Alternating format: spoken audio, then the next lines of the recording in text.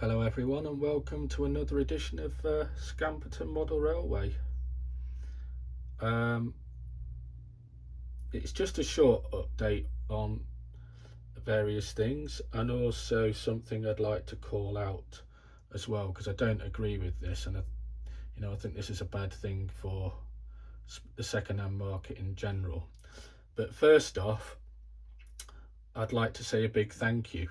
I'm 2 subs away from 100 subs, which for me is amazing, because originally I started this YouTube channel out not to do anything other than basically show the friends and family what I get up to in this hobby and what I'm slowly making for myself. My brother and my nieces and nephew live in New Zealand, so for them this is a great way for them to keep up with what I'm doing. And usually they don't comment on the YouTube channel directly, they comment to me personally via video calls and messages over WhatsApp, etc. So yeah, thanks very much. I've recently gained 2 or 3 subs, and thank you to there, and hopefully I'll be able to make it to 100 sometime soon. Thank you to the continued support once again. I really appreciate it. Now I'd like to just show you a small update I've been doing over the past couple of weeks or so since the previous one, and that's generally more ballasting. As you can see, I've now ballasted all the way up to the signal box, and I've put some cable trunking in as well, and I've now ballasted all the way round, ignore the track rubber etc, to these 2 points here with the latch to do.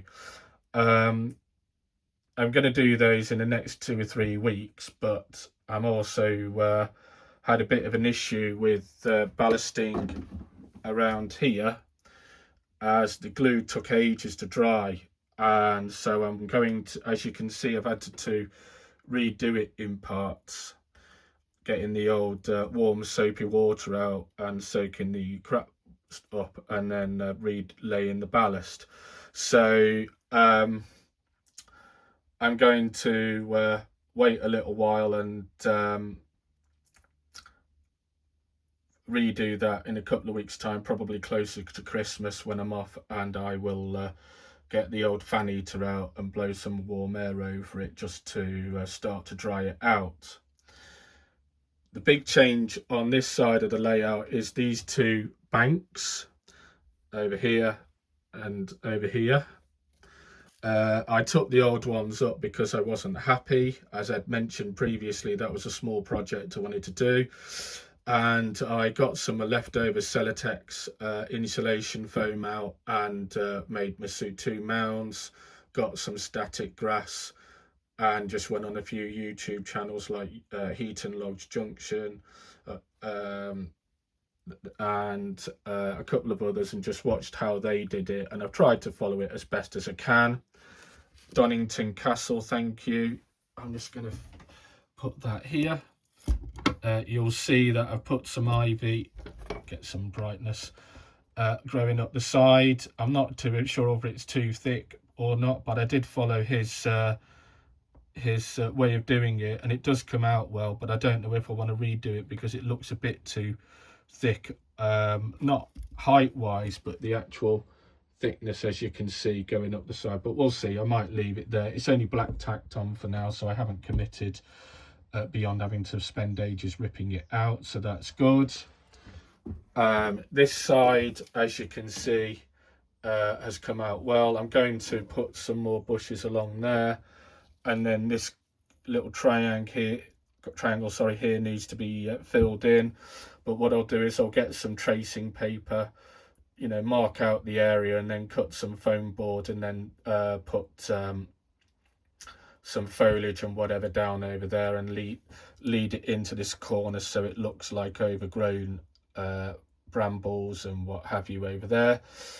I've added a little office building there. This was bought from the NEC last week or the week before.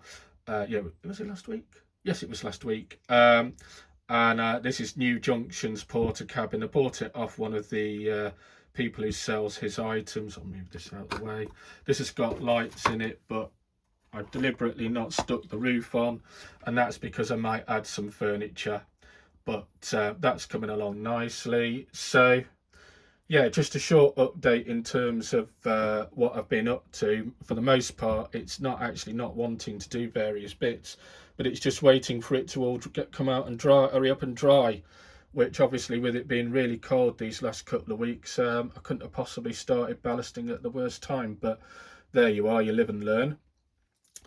Now, what I do want to call out something, and I'll just face it towards this signal.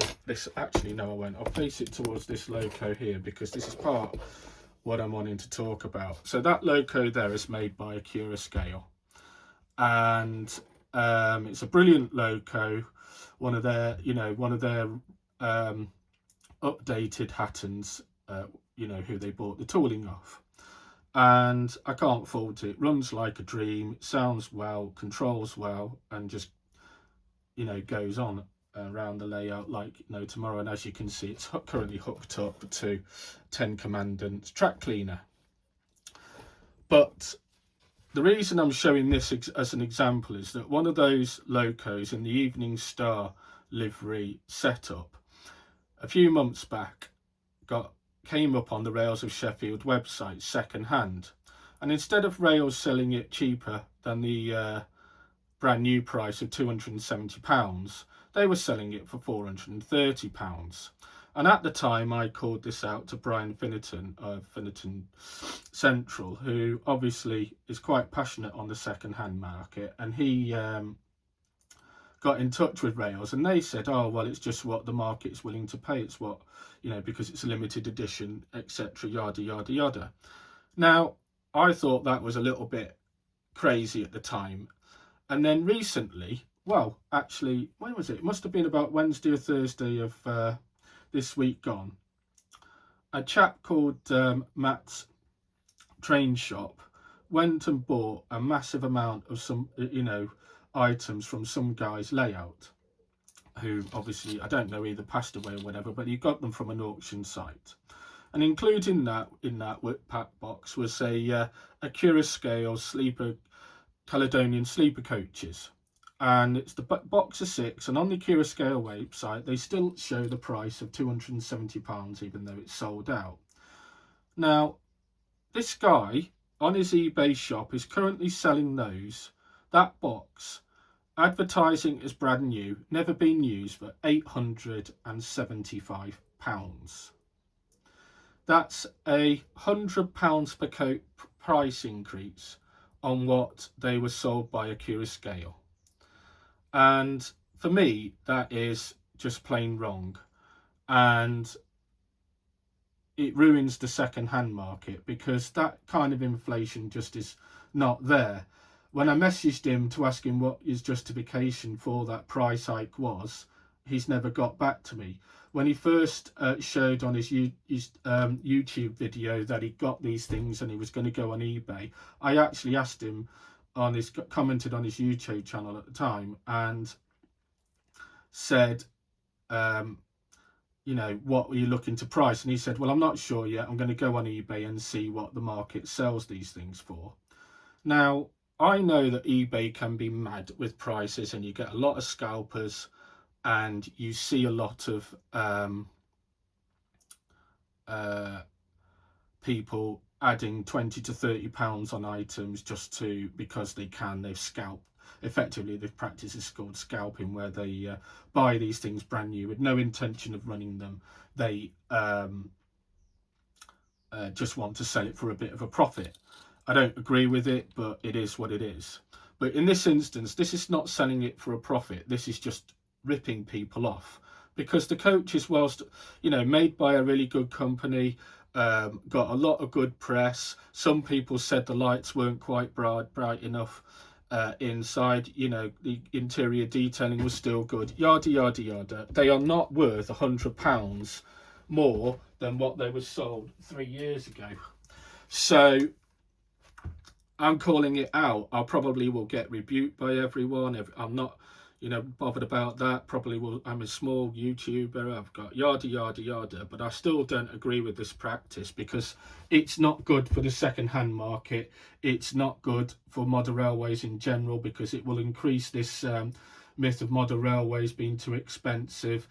And the reality is, people like Dave Angel's Trains, Footplate Models, Brian Finnerton with his train set website, all that kind of stuff, selling second-hand items to people to try and make modern railways easier to get involved in. But not only that, make it affordable for people who don't want necessarily to buy the brand new models, etc.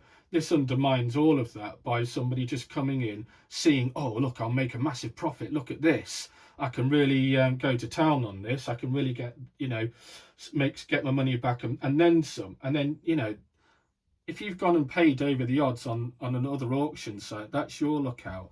But to rip people off like that, I just don't think it's a good thing. They're not worth £100 more per coach than what they were sold at. And by the way, he's still making you pay for package and packaging on that.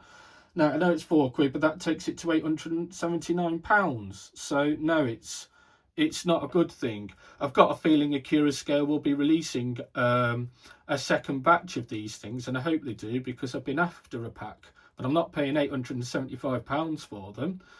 I believe Scale have been waiting for the Transpennine coaches to be re-liveried because obviously they're all Mark 5, so they want to do them in the same batch. They're waiting on those before they announce a new run of both. So hopefully that will be done in the next 2 or 3 months, but who knows on these things.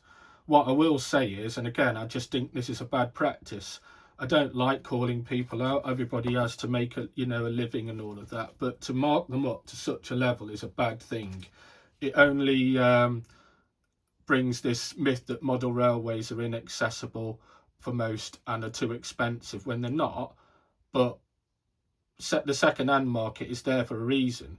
He didn't buy them brand new from Scale. He bought them second-hand from somebody who's obviously never taken them out of the box, bought them, hasn't ran them, but they're not brand new. He's bought them second-hand off someone. Whether they're barely been used, nearly new, whatever you want to call it, it's not like he's gone and bought them off Scale directly. So, if somebody's mad enough to go and pay nearly £900 for those, good luck to you. You're obviously at Pete Waterman level money to kind of fund that. But I'm going to call that out because I just don't think it's a good thing for the hobby, and I just don't think it's a good thing in general when people are doing this. Sure, maybe £30 uplift just because they are sought after, but not £600 more than what they were on the market for. No, that's bad, and so I'm calling it out. Hopefully I might get some people agreeing with me. If people don't agree with me, fair enough, but if people do, then I'm pleased, but I'm still going to air my opinion regardless. So hopefully, I know I'm ending this update on a bit of a sour note, but like I said, I am very, very grateful to the people who have subscribed to this channel, the friends and family who subscribed and comment to me in person and also over WhatsApp. And if anybody wants to share their opinion, I'm not going to stop the comments. I'm just going to leave them on there. So I'll wait to hear off you. But for now, thanks very much, and I will do an update again once I've made more progress.